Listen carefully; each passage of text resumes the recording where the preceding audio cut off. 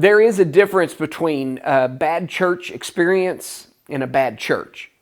So years ago, I was traveling the country raising funds to start Keystone Church by visiting many different churches across the country.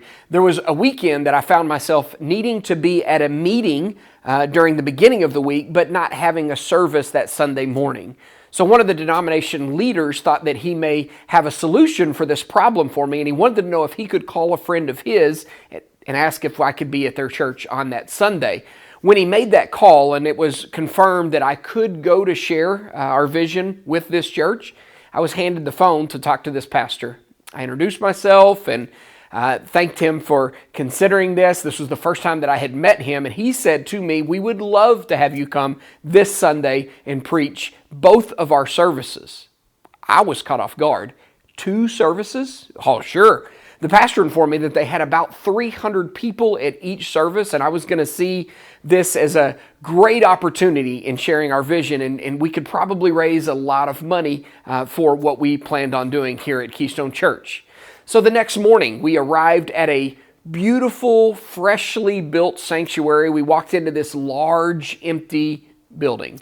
We were early, so we made our way to the front row to prepare for some instructions on how the day would go. And about 10 minutes before the service started, this man comes up to me and he introduces himself to me as the pastor, the one that I spoke to on the phone the day before. So we exchanged some pleasantries, but he seemed to me to be a bit distracted, and the building was not anywhere near as full as it should be this soon before a service began.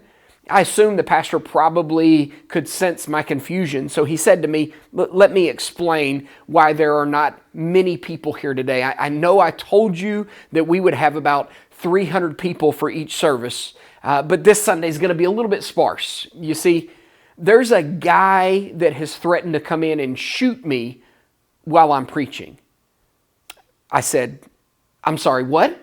And the pastor quickly tried to comfort me, and he said, No, I wanted you to speak today." I said, "I'm sure you did." After stumbling over some of my words for a little while, I finally decided to ask, "Well, is this guy even a legitimate threat?" And the response the pastor gave me was, "Well, I got him out of prison a few days ago, and he's just upset. We have people all around the building and ready to go. It will be fine." Because I had no really good strategy to get out of this situation, I approached the church and climbed in front of the pulpit there, genuinely nervous, and tried my best to preach to the handful of people that were there. Every single time that back door opened, I found the urge inside of me to duck behind the pulpit and just go into a fetal position. We didn't have much luck at that church. It was what I would characterize as a bad church experience. But this series is about a bad church.